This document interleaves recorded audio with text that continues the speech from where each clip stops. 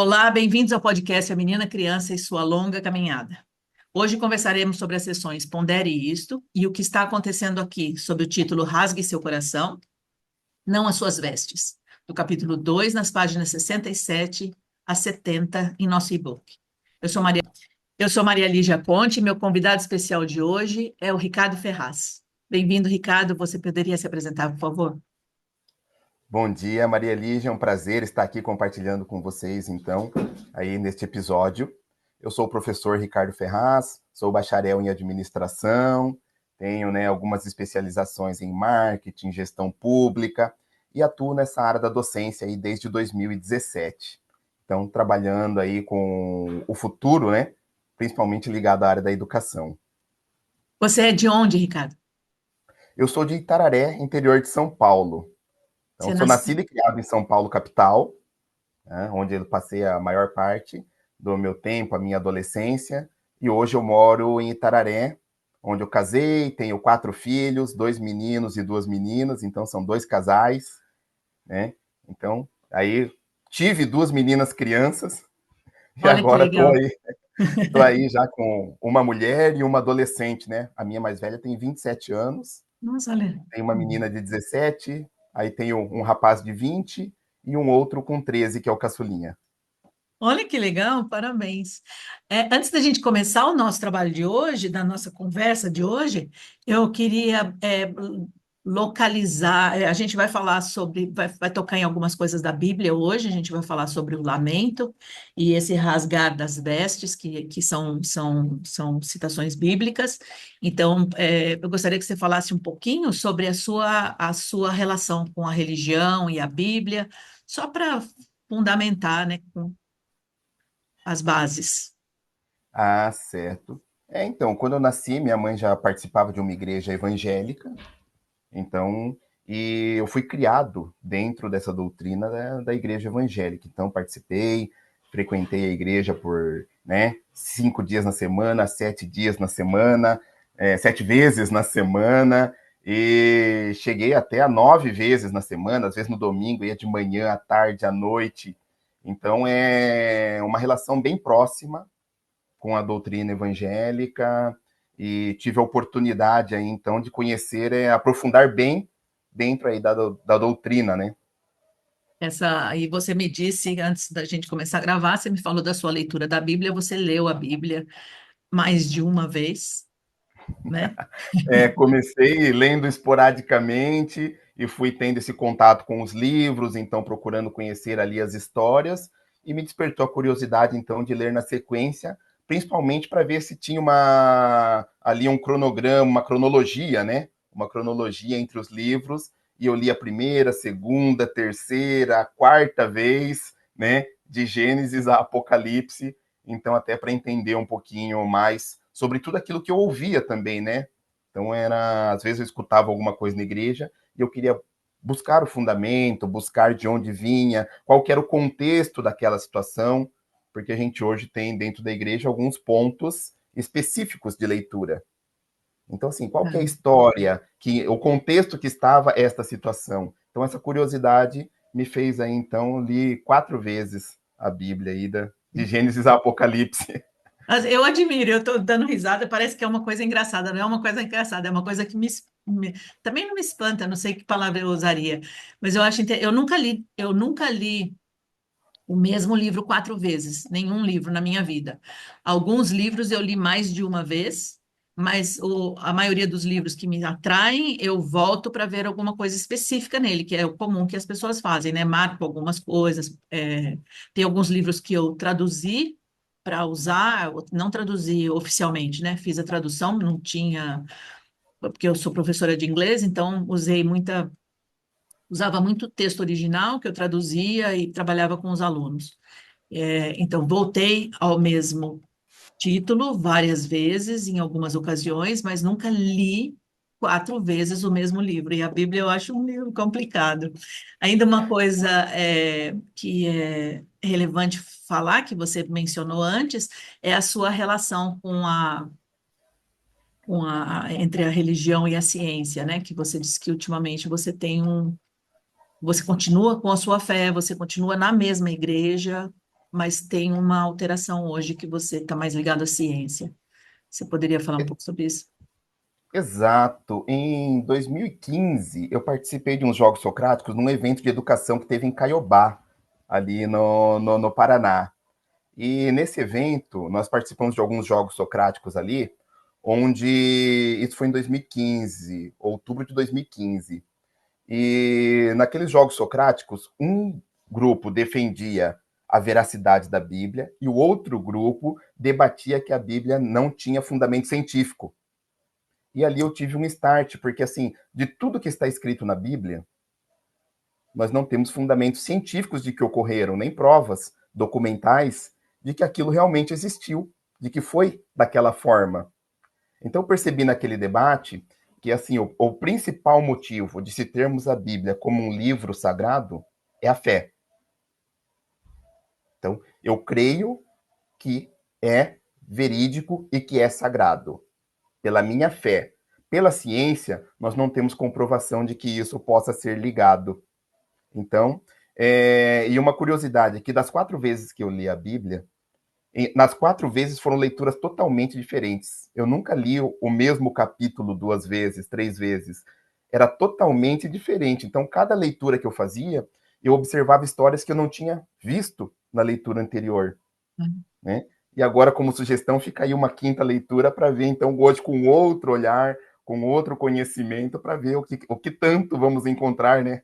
Olha que interessante. Eu adoro jogos socráticos, eu adoro, porque faz a gente pensar em traz esse exercício, né, de você questionar.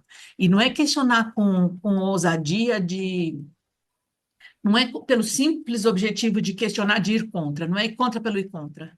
É o parar para pensar, se a gente tem essa capacidade de pensar e analisar e criticar e observar, se a gente tem que usar essa capacidade, né? E esses jogos socráticos trazem muito isso, né? É fantástico. Eu acho que deveriam fazer isso muito mais com os jovens, né?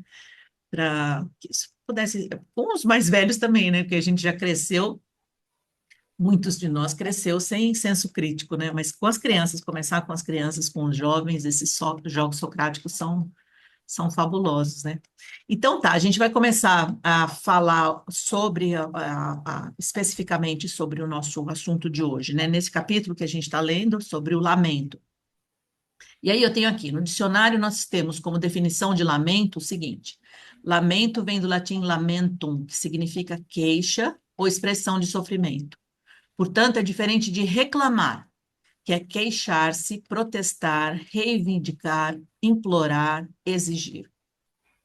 Lamentar é expressar pesar ou mágoa diante de um infortúnio. É bastante expresso em conversações com o Criador. Algumas religiões lamentam com jejuns e outras penitências. No nosso capítulo de hoje, vamos falar do lamento pela menina criança. E a minha pergunta para você, Ricardo, é: o que há a lamentar pela menina criança no mundo de hoje? Olha, se a gente for elencar aqui, vai umas 2 horas. Vou ter que deixar mais curtinho. Vamos ter que deixar mais curtinho. Porque no mundo de hoje, nós vemos ainda que de todos, né, as classificações, tanto de homem, mulher, adolescente, crianças, a menina é o mais vulnerável de Hum. todas essas nomenclaturas, de todas essas fases. Realmente a menina é a mais vulnerável. A gente pode ver ali pelos números, né, que são muito claros em relação a isso.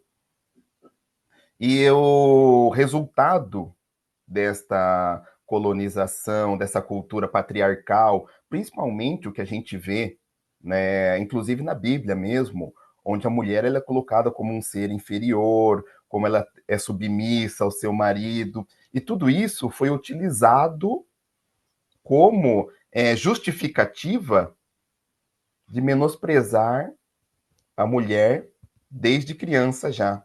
Então, enquanto o homem tem a possibilidade de brincar de carrinho, de futebol, de tudo, a menina ela já é induzida a cuidar de uma criança, uma boneca. Então, você tem que brincar de boneca. Então, vai se podando ali a criatividade de que a mulher pode ser o que ela quiser, onde ela quiser e da maneira que ela quiser. Então, são estruturas que vão moldando já aquela criança psicologicamente e que para ela vai crescer como se isso fosse natural, porque ela foi criada assim, assim como a religião faz com a gente, de nos moldar psicologicamente, cercando-se de todas as possibilidades. Hoje a mulher enfrenta, né, essa dificuldade já desde o seu nascimento. Então a menina ela é de repente privada da sua criatividade, e no mundo hoje a gente pode perceber a dificuldade que ela tem até para se inserir no mercado de trabalho como igual. Então, porque já vem de uma poda ali de várias sugestões, senta como menina, fala como menina, se comporta como menina, e isso ele acaba refletindo no dia a dia, crescendo, achando que aquilo é proibido, que isso não pode, que isso não deve, que não é dessa forma que faz. E até quando há um rompimento, ainda é o julgo da sociedade, né? É, Quando alguém ousa romper toda essa limitação, ainda tem o julgo da sociedade. Ou a pessoa tem um nível de maturidade que consegue se impor, ou se não acaba, né, ficando dentro dessas limitações. Então, é. hoje o mercado para a menina, para a mulher, ele ainda continua muito violento. O mercado, você fala, é um mercado em todo, é um mercado, mas é toda a sociedade, né? A sociedade toda está muito violenta. Quando a gente fala de luta pelo, do feminismo, luta pelos direitos da mulher, é, lutas políticas, né, que a gente faz, eu acho que isso se enquadra no reclamar. E quando a definição que eu li lá, que é exigir, reivindicar, então a gente está reclamando, clamando pelo nosso direito de vivermos, de sermos e tal. Aí, se a gente passa para o lamento, porque o texto fala de lamentar, então vamos lamentar pela menina. Então, agora a gente vai falar um pouco sobre se está na Bíblia. A Bíblia é um livro sagrado. Você entende a Bíblia como um livro sagrado, um livro. Você tinha comentado sobre a possibilidade de haver distorções nas traduções, não haver fidelidade em algumas traduções, mas a base bíblica você crê nela, você tem fé nela. Então, a gente partindo desse lugar da criação, e você mesmo disse que em muitos lugares, na Bíblia também existem mulheres poderosíssimas, né? Várias mulheres que fizeram grandes feitos, mas a Bíblia tem muito, os próprios filósofos gregos, Sócrates e outros, inclusive, falam, deixam a mulher num lugar muito baixo, né? Mas a gente vai falar da criação. Então, na Bíblia, coloca essa mulher nesse segundo lugar, de auxiliar, de ajudante de Adão e etc. Então, nós vamos lamentar com o próprio Criador. Por quê, Senhor?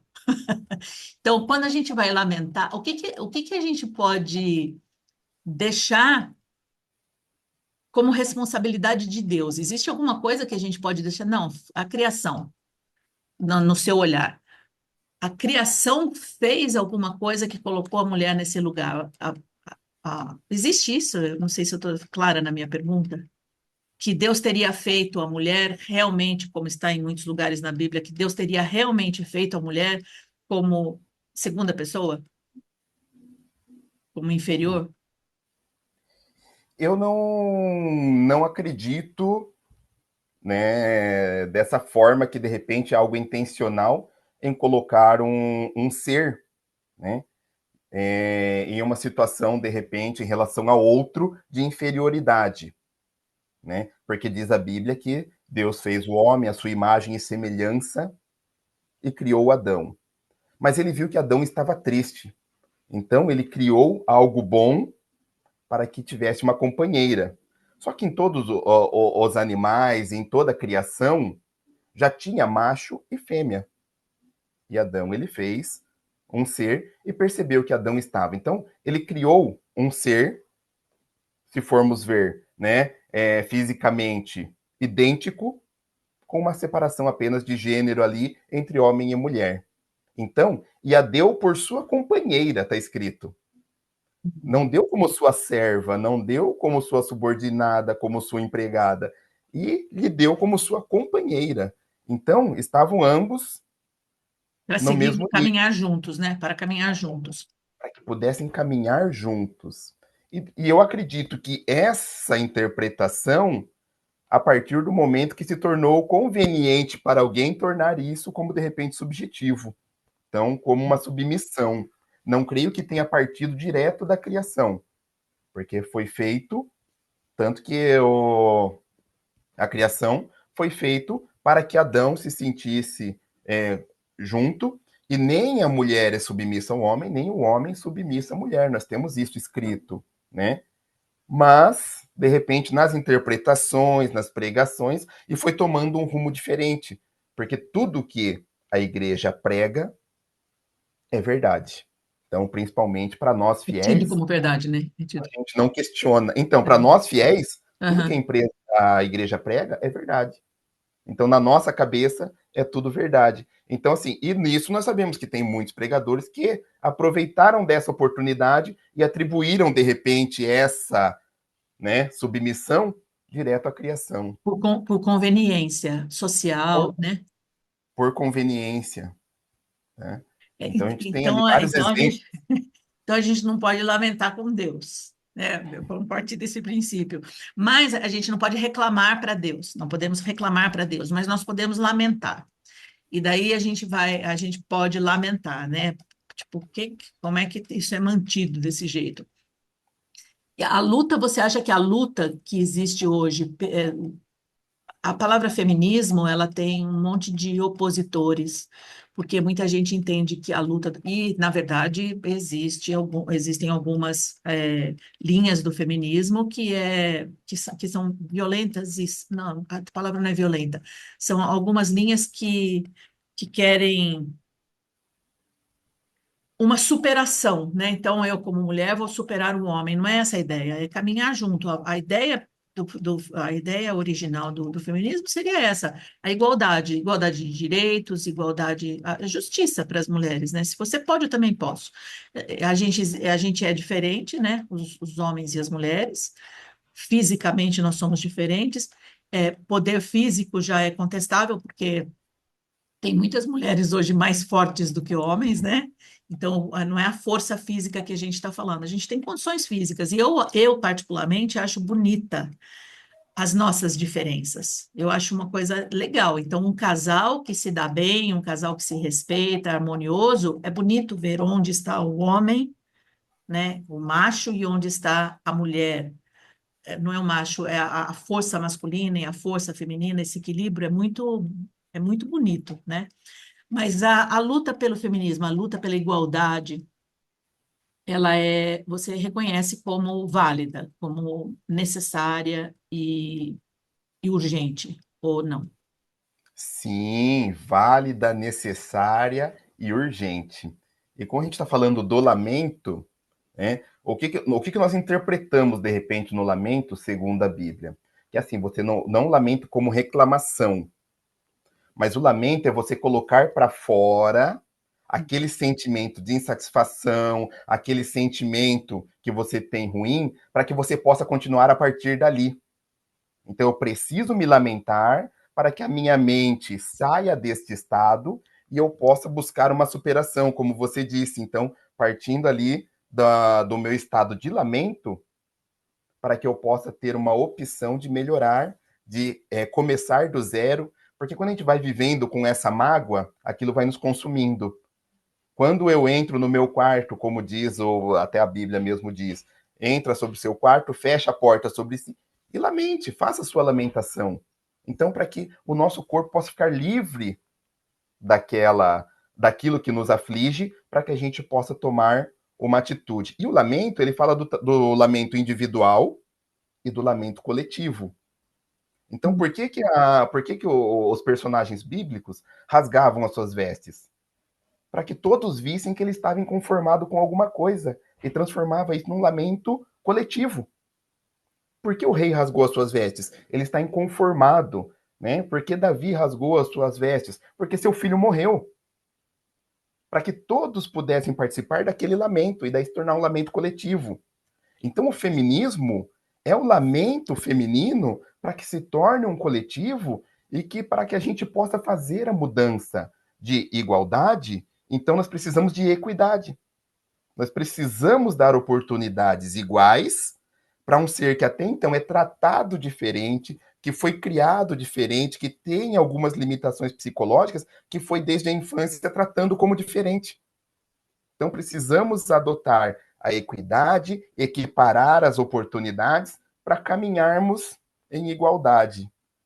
Então, acredito que o feminismo é o lamento feminino atraindo todos nós para o coletivo, para conseguirmos reparar o que o patriarcado vem fazendo já. E nós fomos criados assim. Só que assim, há um ponto em que o conhecimento nos mostra que estávamos agindo de forma errada. E agora nós começamos a mudar. Então Então, olha que é legal. Agora a gente tem dois tópicos aqui tudo é a mesma coisa, mas a gente tem dois tópicos no texto, que um que é o rasgar as vestes e o outro que é o lamentar. E você casou os dois certinho, como eles têm que casar mesmo. Esse lamentar, então, é uma conversa simultaneamente. Eu percebi pelo que você está falando, você me corrige se estiver errado, é uma conversa simultânea com o Criador e comigo mesma, o lamentar.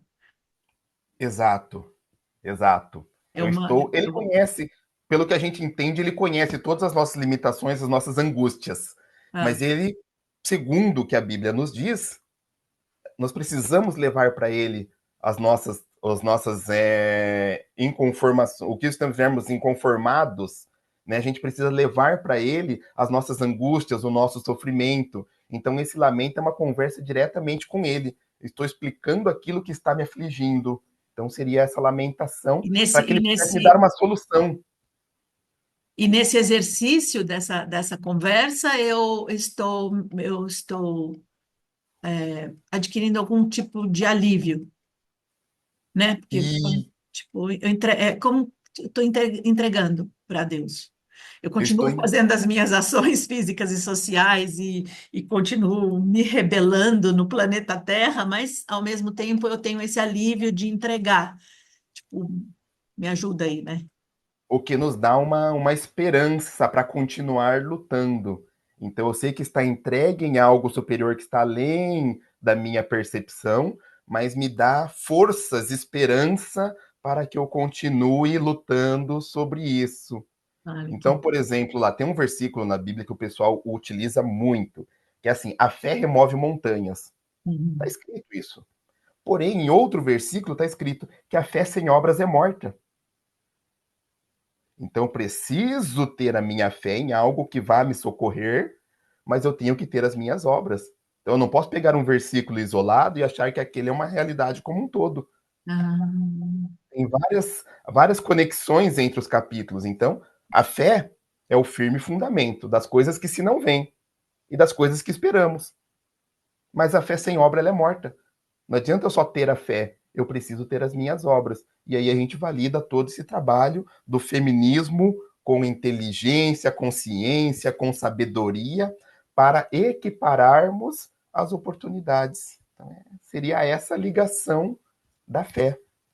olha que legal, bacana. Eu acho legal conversar sobre. Acho legal conversar sobre isso. Eu te disse também, antes de nós começarmos a gravar, que eu já disse isso em outros capítulos, que eu não sigo nenhuma religião. Eu sou uma pessoa de fé, mas eu não sei nem definir a minha fé, porque eu não tenho nenhum dogma, nenhum nada, então, mas eu não tenho nenhuma religião. Eu tive uma formação é, católica, né, que eu estudei alguns anos num colégio católico, e aí eu aprendi algumas coisas sobre Bíblia, sobre santos, eu adorava, e até hoje eu gosto das histórias dos santos. Eu acho fascinante as histórias dos homens e das mulheres santas, né? Há um monte de questionamento sobre a santidade deles, mas de qualquer forma as histórias são bonitas. E eu acho legal, assim, quando uma pessoa tem essa fé, é, eu sinto que a minha fé não é fundamentada em você tinha dito, a fé e o científico não se casam, né? Não. Eles não se casam. E eu estou nesse vazio ainda. Como é que eu faço para equilibrar as duas coisas? E eu estou feliz de estar conversando com você aqui.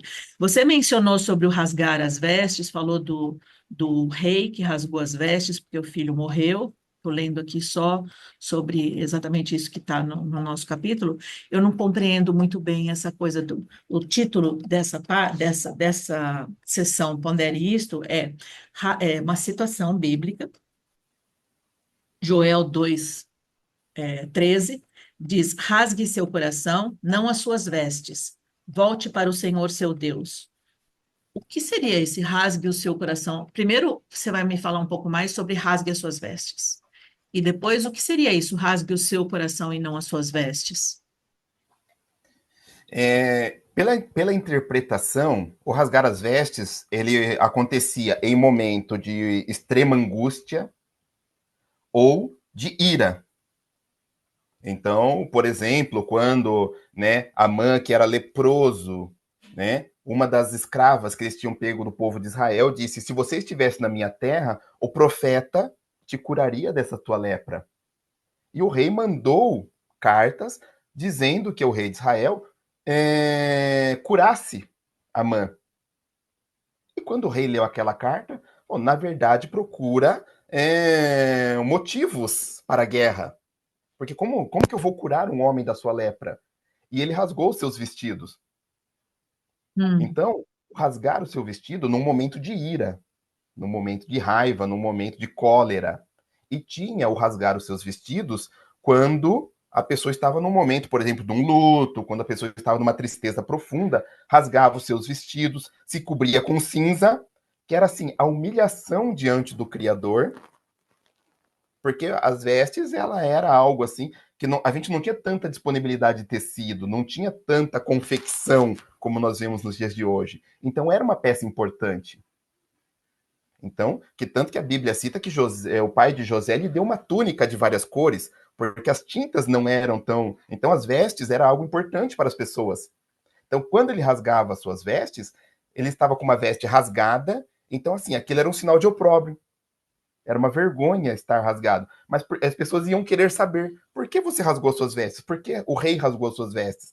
Então, se tornava o lamento coletivo. Ele acabava atraindo para si o olhar da sua comunidade, da sociedade. Então, em dois momentos que eram a cólera e ali a tristeza profunda.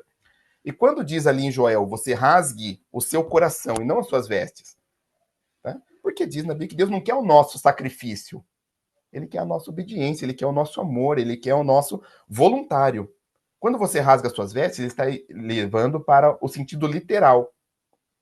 Não adianta você falar que faz e nas suas ações não dizer a mesma coisa. Você falar que é bom e as suas ações não condizem. Então, se hum, você rasgar suas vestes, mas não mudar a sua mente, não mudar o seu coração, porque o nosso coração é a nossa consciência. A nossa consciência é o nosso coração. Então, onde liga razão, emoção. Então, não adianta você falar e não fazer. Não adianta você rasgar as suas vestes e amanhã você estar praticando as mesmas coisas. Então, rasgue o seu coração, porque vai ter uma mudança de pensamento. Vai ter a mudança de paradigmas. Você vai ser uma outra pessoa a partir do momento que você rasgar o seu coração. Veste, você arranja outra. Coração, a gente só tem um. E Então, agora assim, vamos chegar. Olha, ficou legal, ficou bem legal. Tá? As coisas estão ligando os pontinhos. Então agora tá. Então agora a gente vai falar do o Pondere Isto, o lamento como força de mudança. Então, tá, eu tenho lá, Pondere Isto, na página 71, lamento como força de mudança. E a proposta é lamentar pela menina criança. Então, faz esse fechamento para a gente, por favor. Como é que a gente vai lamentar? O que que é? Então, agora, lamentar como força de mudança e lamentar pela menina criança. então, acredito que quando nós começamos a olhar para isso, que hoje nós temos números, que nós temos informação, né? Nós temos dados, esses dados nos deram uma informação e isso aí gerou um lamento. Nós precisamos olhar para a menina criança. O que nós estamos fazendo com as nossas meninas? Isso gerou um conhecimento, que é o que nós estamos fazendo hoje, transmitindo conhecimento. Então, nós pegamos os dados, transformamos isso em informação, e hoje o lamento seria o conhecimento que nós levamos para que todos possam se engajar nessa causa. Pondere isso, pense nessa questão, olhe para esse ponto, o que nós estamos fazendo com as nossas meninas. Como nós estamos tratando um ser igual, porque nós estamos tratando de maneira diferente. Então, tanto dentro da violência doméstica, que 55% dos casos ocorrem dentro do próprio seio familiar. E os outros tantos que acontecem também externo, mas como que nós estamos tratando? Então, levante esse lamento, vamos lamentar pela menina criança, para que a gente possa se despir daquilo que nós temos como já uma ideia fixa e comecemos a olhar para a menina criança como ela realmente precisa ser olhada. Pelo formato que fomos criados, talvez a gente não tenha esse olhar. E a gente acaba normalizando muitas situações. Mas quando levanta o lamento, nos faz questionar: será que é isso mesmo? Será que é esse o tratamento? E isso não estamos falando só da menina criança fisicamente, mas dentro da menina que habita cada mulher. Porque a menina ainda está lá. Se a gente for olhar pela psicologia, o ser se desenvolveu fisicamente e se tornou uma pessoa adulta. Mas aquela menina criança ainda está dentro da cabeça de cada uma das mulheres que habitam o planeta todo. Uhum. Então, olharmos não só para a menina criança como um ser físico, mas mental e presente na cabeça de todas. E nós, homens, se engajar nessa causa. Não é uma causa de vocês, é uma causa nossa, é uma causa coletiva. Então, o lamento, a menina, a criança está rasgando as suas vestes para que a gente possa lamentar junto. E lamentando junto tem essa mudança de paradigma. Nós vamos. Por que a menina está lamentando? Porque eu sou o opressor. Muitas vezes eu ajo de forma machista sem perceber, porque eu fui criado assim. Eu tento me desconstruir todos os dias, mas numa pequena fala eu acabo tropeçando e errando. E vai acontecer? Vai. Mas o importante é que eu consiga ver o erro, reparar o meu erro e não errar mais. Neste ponto, não vou errar mais. Então, aí que o lamento da menina comove todos nós. A intenção é que sejamos comovidos pelo lamento da menina, criança, e possamos mudar as nossas atitudes daqui para frente. Então, que cada um que ouça o podcast, que cada um que tenha contato conosco, ele sinta tocado pelo lamento da menina criança, que está clamando por melhores oportunidades, por uma igualdade, por uma equidade. Não está pedindo para ser melhor do que o outro gênero. Está pedindo apenas igualdade, que não tenha discriminação, que não tenha oposição, que não corte a minha criatividade, que deixe eu ser eu mesma. Olha que legal. Nossa, estou super feliz de estar conversando com você aqui hoje. Para a gente, infelizmente, a gente tem pouco tempo, mas para a gente encerrar, eu queria não desmanchar tudo isso que você, desmoronar essa montanha encantadora que você fez, não é isso, mas eu vou colocar uma borboletinha em volta dela lá. Hoje a gente está assistindo a uma violência gigante contra a mulher, direta de igrejas diversas e dos estados, né, de governos, de diferentes governos. Então, são leis, muitas leis que estão retrocedendo. Uma expressão que a Emily e o Dominique usam muito no nosso livro é o retroceder da agulha, né? Então, a gente deveria estar tecendo o nosso tecido social, e o que a gente está observando agora é esse retrocesso da agulha, que muitas vitórias, né, muitas conquistas que as mulheres já adquiriram, muitas já, a gente está perdendo, muitas. Então, bem legal esse negócio que você falou do lamento, do ver, da consciência, tudo isso tá lindo, e espero que a gente consiga, né, trazer a consciência das pessoas, mas eu queria uma palavra sua talvez de fé, de esperança,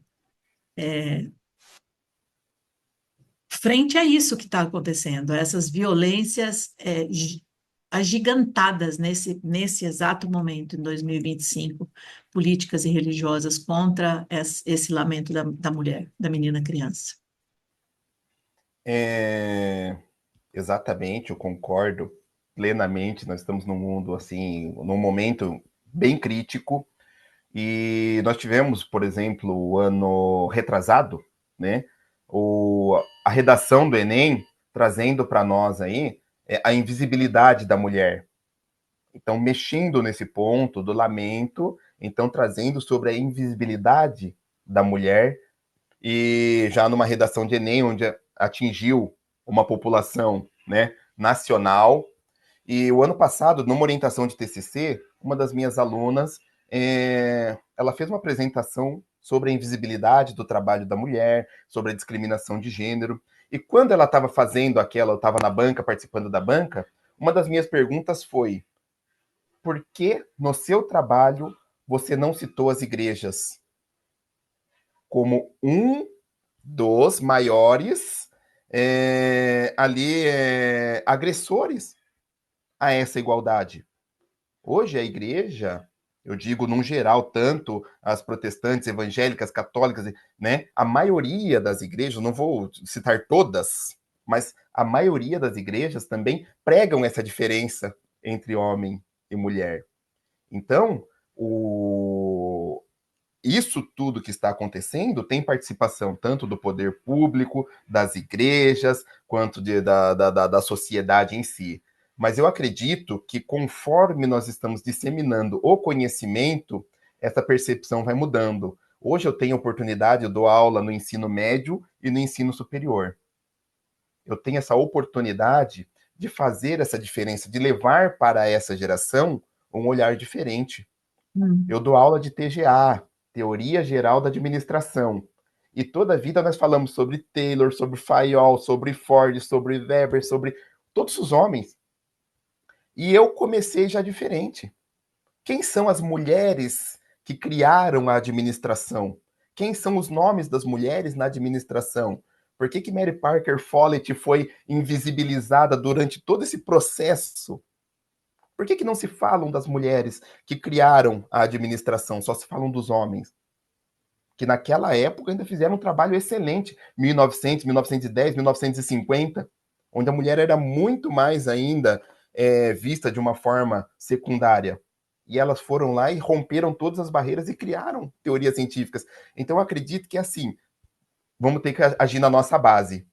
Nós podemos mudar, estamos prontos para a mudança, mas a nossa base, você como educadora, sabe que a gente tem um poder fantástico nas mãos de mudar os nossos jovens, as nossas crianças, os nossos adolescentes, trazendo para eles essa igualdade entre homem e mulher. Acredito que a base está na educação.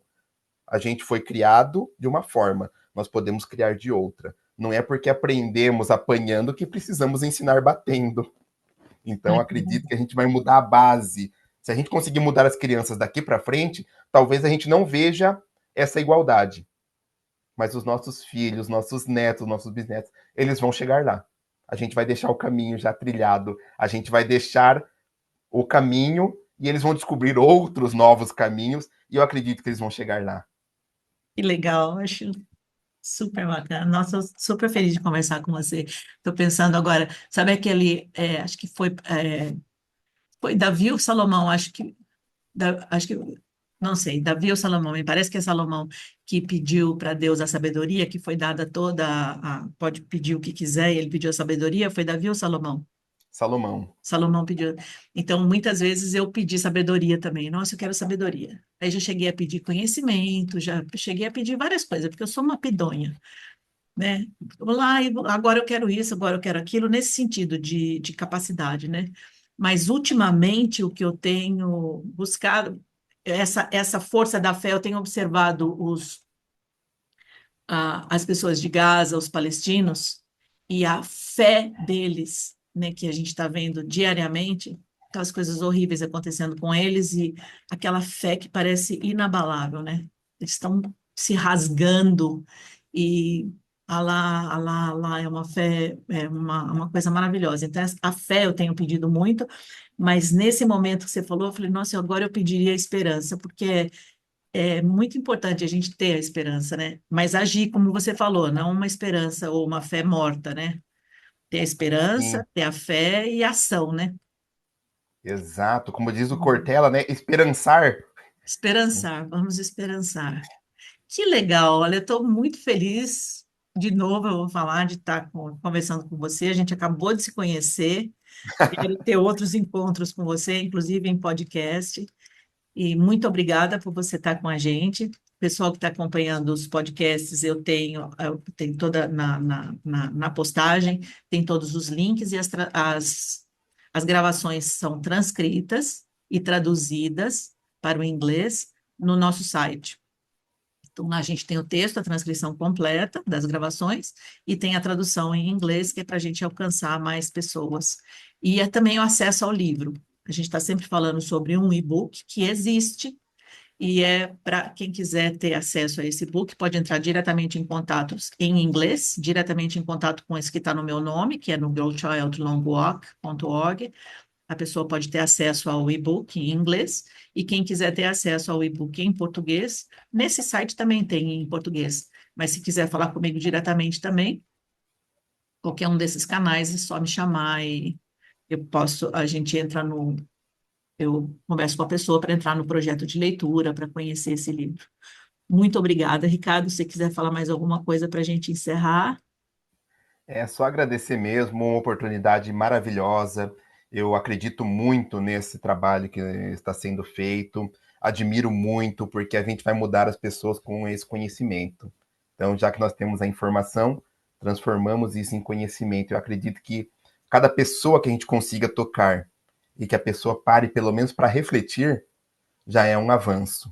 E quando a gente faz o bem vai tocando as pessoas. Tocamos um aqui, e isso vai se espalhando de uma maneira que o nosso intuito é fazer o bem e levar o bem para as pessoas, que as pessoas se sintam bem, que nós possamos acolher o lamento, então, da menina criança. Amém. Muito obrigada e para todos até a próxima. E para você também até a próxima, que a gente volta a se falar.